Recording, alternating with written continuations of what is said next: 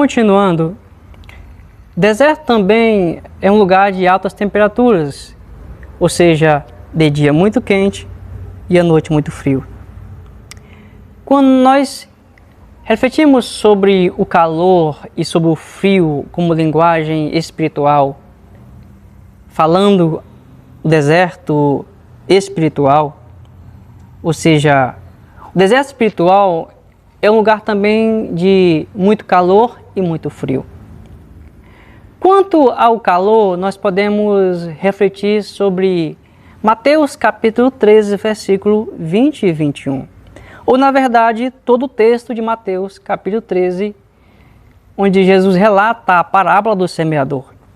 Jesus diz em Mateus capítulo 13 que um semeador, ele saiu a semear. E semeando, ele vai semeando e algumas sementes caem junto ao caminho e elas são comidas pelas aves do céu. A outra semente que ele diz, elas caem entre pedras e logo nascem e vindo o sol, ela queima e se seca, porque como não tinha areia, a raiz não se aprofundou. E depois Jesus fala sobre as sementes que caíram entre espinhos e foram sufocadas e morreram. E depois Jesus fala sobre a semente que caiu numa boa terra e teve uma boa produtividade. E depois que Jesus finaliza a sua parábola, seus discípulos o questionam o que cada simbologia significava ali. Jesus explicando a parábola do semeador, ele vai dizer que a semente que caiu junto ao caminho ou ao pé do caminho e que foi comida pelas aves do céu é a palavra de Deus que entra no coração de alguém, mas este alguém não a entende e Satanás se aproveita disso e remove ela do seu coração. São aquelas pessoas que não guardam a mensagem de Deus ao coração ou não procuram entendê-la quando estão em casa, com a sua Bíblia ou vasculhando pela internet. E Satanás se aproveita dessa indiferença, dessa imprudência e faz com que eles esqueçam a mensagem, tornando assim infrutífera a palavra de Deus. Depois Jesus explica sobre a semente que caiu entre as pedras e que não tinha raiz profunda porque só havia pedras e não havia terra suficiente. E crescendo, ela foi morta pelo calor do sol. Olha o que ele diz, o calor do sol.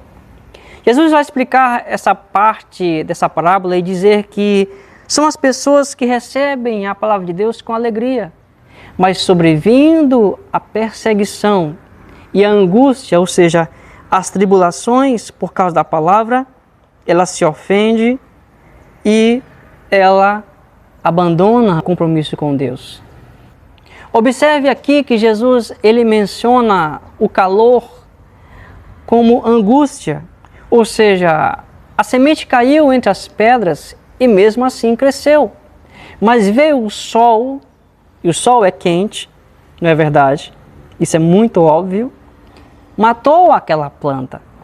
Jesus fala que ali é a angústia que mata o crescimento espiritual, que mata a fé, que mata a palavra. Ou seja, a angústia nesse versículo bíblico, ela é simbolizada pelo calor que queima a planta, que mata a semente e a torna infrutífera.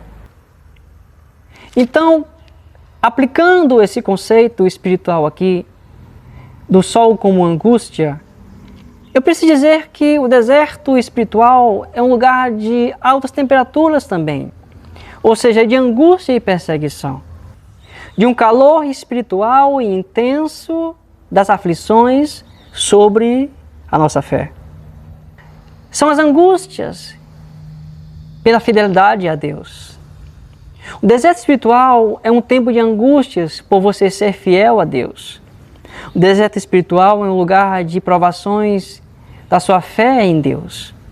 O deserto espiritual é um lugar onde o calor intenso das angústias tentam matar a nossa raiz em Deus. É isso que significa a alta temperatura do deserto espiritual. Calor e angústia, a nossa fé. Ou seja, são aqueles dias em que nós somos realmente testados pelas dificuldades, pelas provações que tentam matar a nossa raiz em Deus. Mas eu quero dizer para você que o Senhor está com você nesse deserto. E que embora haja altas temperaturas vindo sobre você, que embora a angústia e a perseguição tente matar a sua raiz, te tornando infrutífero, o Senhor não deixará você morrer. Pois o Senhor é aquele que fortalece as suas raízes nesse dia. Então, em nome de Jesus Cristo, que você seja fortalecido em suas raízes e você possa sobreviver às altas temperaturas do deserto espiritual. Mas também, além do calor do deserto espiritual, que é um símbolo da angústia, da provação pela fé, tomando como princípio lá Mateus capítulo 13, a palavra do semeador, o deserto espiritual também é um lugar de altas temperaturas frias, ou seja, se de dia é quente, de noite é muito frio. Jesus, ele, quando fala sobre a frieza na Bíblia, ele fala sobre o desânimo. Em Mateus capítulo 24, versículo 12, Jesus diz que por se multiplicar a iniquidade, o amor das pessoas se esfriaria. Jesus está aqui usando a frieza como uma simbologia para o desânimo, pela falta de persistência, pela falta de interesse. Os dias no deserto espiritual são dias em que somos tentados pelo desânimo, somos tentados pela frieza, somos tentados a desistir da nossa fé em Deus. São dias em que nós não queremos buscar a Deus. São dias em que não queremos levantar da cama para orar.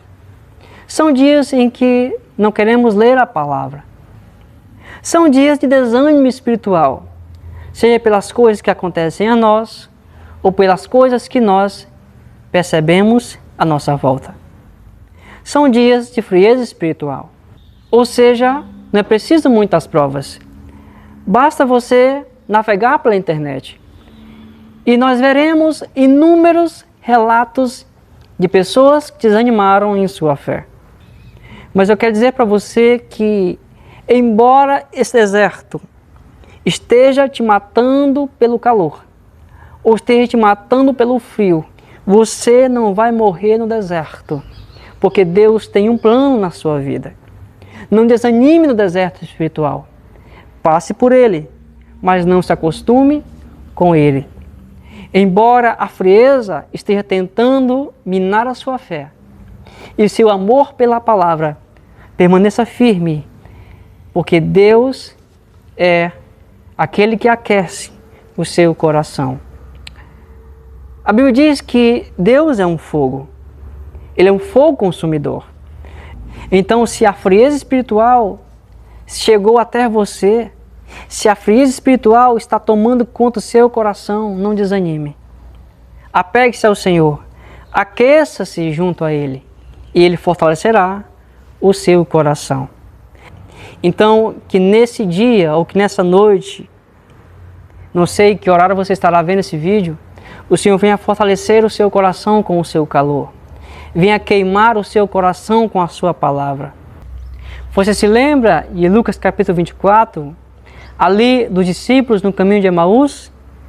E como o texto bíblico diz que eles se perguntavam um ao outro sobre tudo aquilo que havia acontecido em dias atrás em Jerusalém, ou seja, a respeito de Jesus e as suas obras, e as suas promessas, e tudo que ele fez.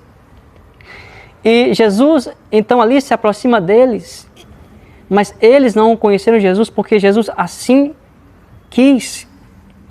E Jesus ali questiona a fé deles e começa a expor que tudo que Jesus havia feito e que tudo que havia acontecido com ele, na verdade, era cumprimento das Escrituras Sagradas.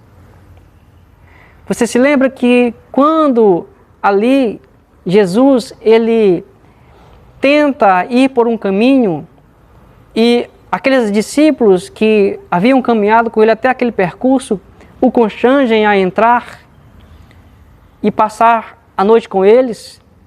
E quando Jesus está ali à mesa, que ele parte o pão, ele desaparece diante deles e que eles então percebem que na verdade era Jesus.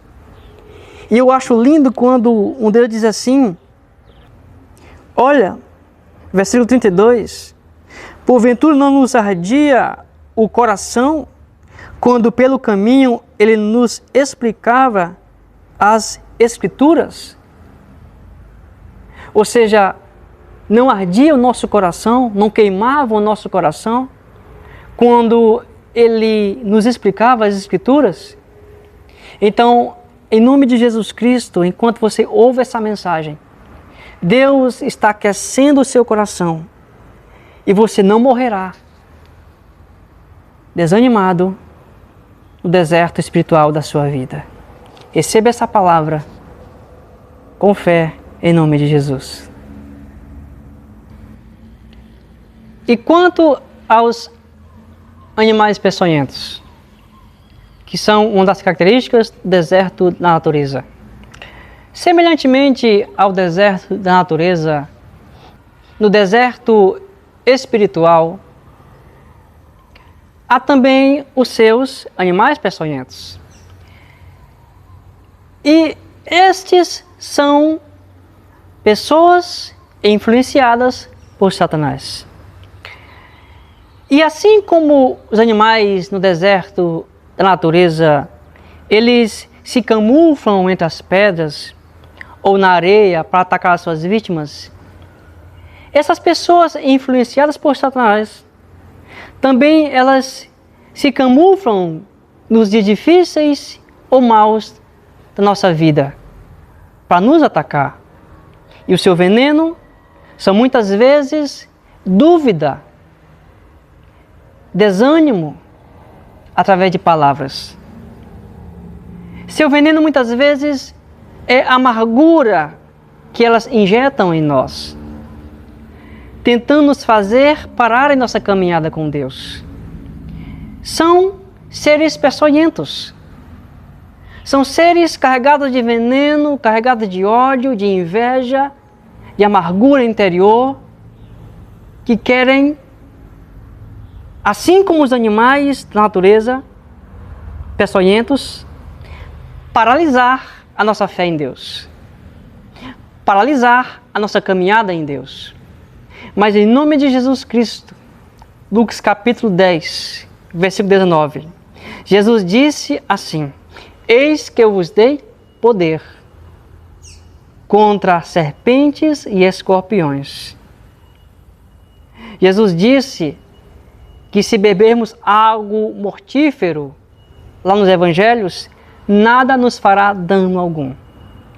Então, no momento em que eu ministro aqui para você, você está recebendo o antídoto desse veneno que esses seres peçonhentos injetaram em você.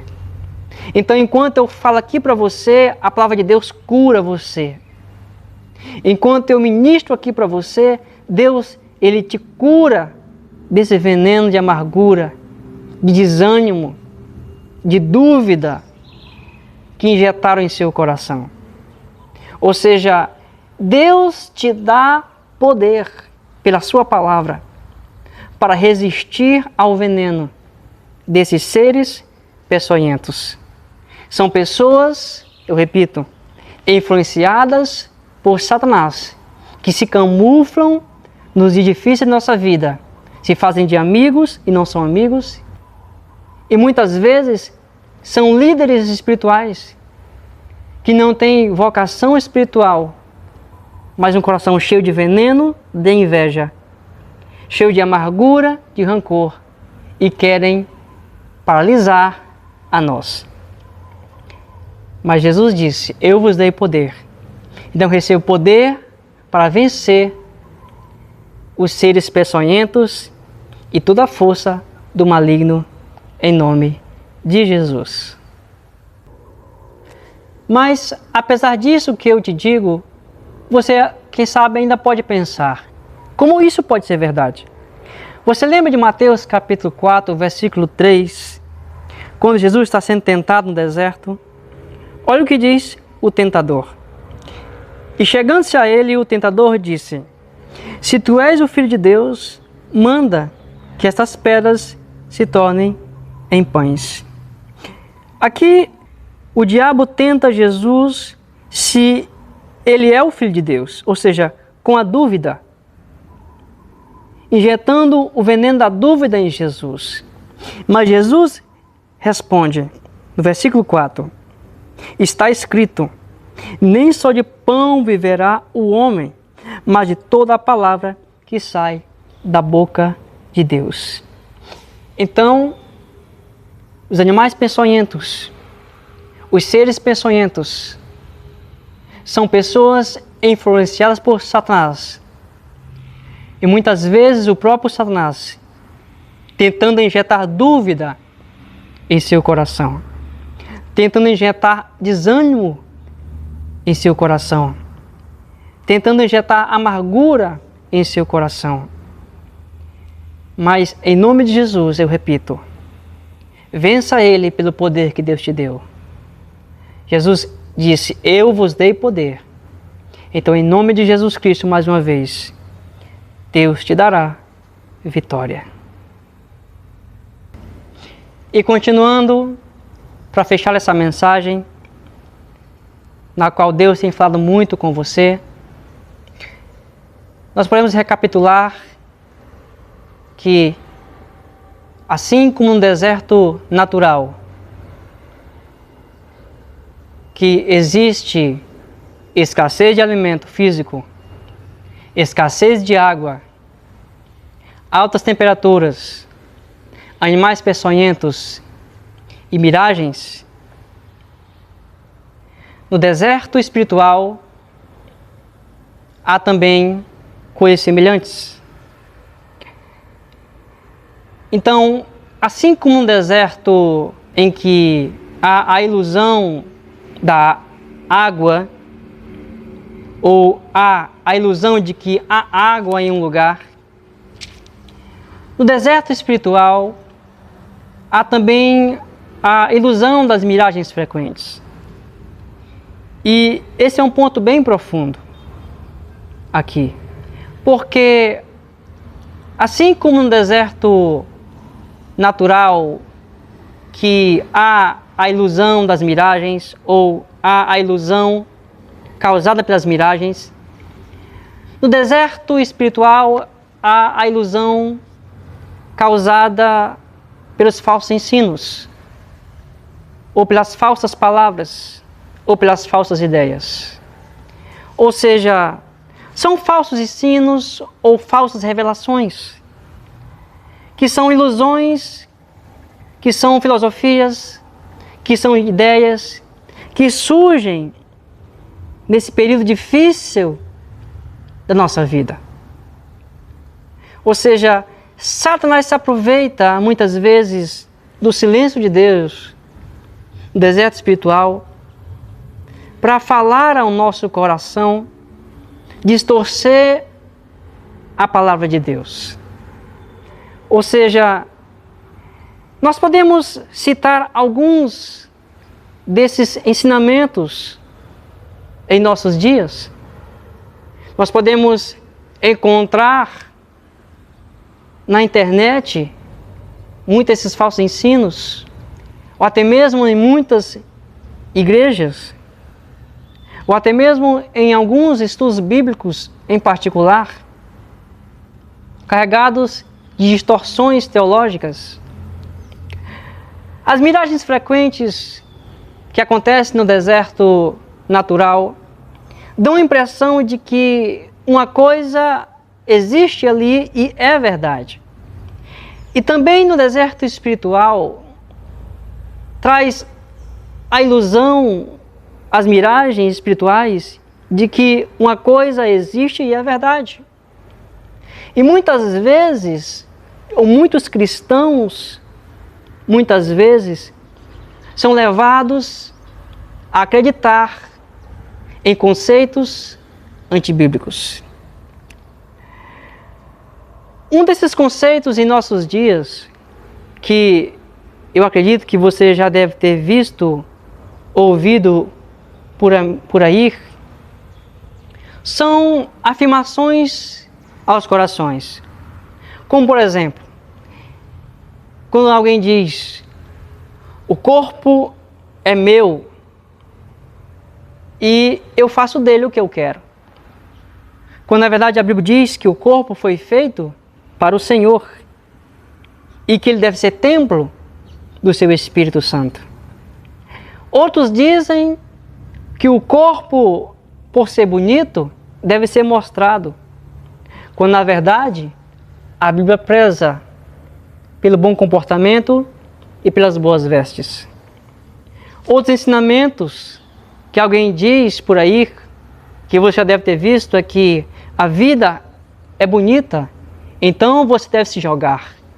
Quando na verdade a Bíblia ensina que a vida deve ser vivida com prudência, porque enquanto há vida, há esperança, mas se perder a vida, não há mais esperança.